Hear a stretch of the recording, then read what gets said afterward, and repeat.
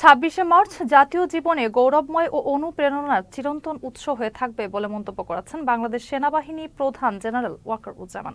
মহান স্বাধীনতা ও জাতীয় দিবস উপলক্ষে দেওয়া এক বাণীতে তিনি একথা বলেন। সেনাপ্রধান বলেন, ১৯৭১ সালের এই দিনে এদেশের মুক্তিকামী আপামর জনতা কাঁধে কাঁধ মিলিয়ে দেশমাতৃকাকে পরাধীনতার শৃঙ্খল মুক্ত করার লক্ষ্যে পাকিস্তানি হানাদার বাহিনীর বিরুদ্ধে সশস্ত্র সংগ্রামে ঝাঁপিয়ে পড়েছিল।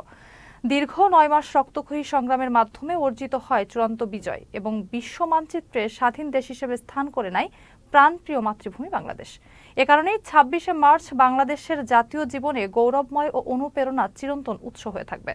বাংলাদেশ সেনাবাহিনী দেশের গর্ব ও আস্থার প্রতীক উল্লেখ করে তিনি বলেন, দেশের সার্বভৌমত্ব ও স্বাধীনতা অক্ষুণ্ণ রাখাই সেনাবাহিনীর প্রতিটি সদস্য সর্বোচ্চ ত্যাগ স্বীকারের জন্য সদা প্রস্তুত।